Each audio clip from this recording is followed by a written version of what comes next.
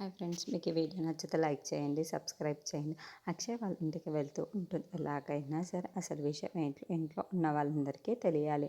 అవని వదిన వాళ్ళు ఎలా బాధపడడం నాకు అసలు ఇష్టం లేదు. ఎలాగైనా సరే ఈరోజు ఇంట్లో ఉన్న వాళ్ళందరికీ ఈ విషయం ఎలాగైనా తెలియజేయాలి అని చెప్పేసి చాలా బాధపడుతూ ఇంటి లోపలికి అయితే వెళ్తూ ఉంటుంది.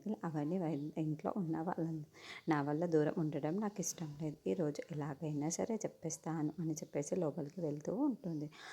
ఉన్న వాళ్ళందరూ అయితే ఒక్కసారిగా షాక్ అయిపోతూ ఉంటారు. ఇంతలో ప్రణతి మాత్రం మీ అందరికీ ఒక నిజం చెప్పాలి అని చెప్పేసి అంటూ ఉంటుంది. ఆ మాటలు వినగానే అక్కడున్న అక్షయ్ అయితే ఏంటో చెప్పమ్మా అని చెప్పేసి అడుగుతూ ఉంటాడు. ఇంతలో అక్కడున్న ప్రణతి మాత్రం నేను ప్రేమించింది భరత్ని కాదు, నేను ప్రేమించింది అసలు అవని వాళ్ళ తమ్ముడినే కాదు అని చెప్పేసి మాటలు వినగానే అక్కడున్న వాళ్ళందరూ ఒక్కసారిగా షాక్ అయిపోయి ప్రణతి వైపు అలా చూస్తూ ఉండిపోతారు.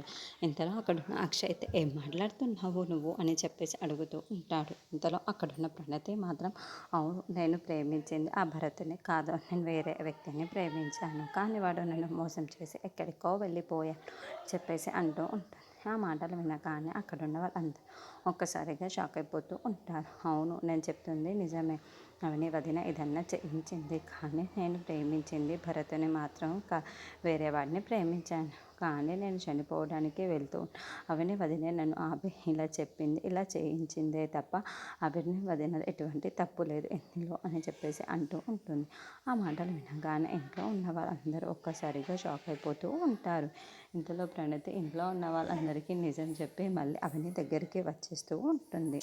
ఇంతలో అక్కడున్న అవని ప్రణతిని చూసి చాలా బాధపడుతూ ఉంటుంది. అక్కడున్న ప్రణతి కూడా చాలా బాధపడుతూ ఇంట్లో ఉన్న వాళ్ళందరికీ చెప్పేశాను, ఇప్పుడు ఏం జరిగితే అదే జరిగిన వదిన అని చెప్పేసి అవని భుజం మీద పడుకుంటూ చాలా బాధపడుతూ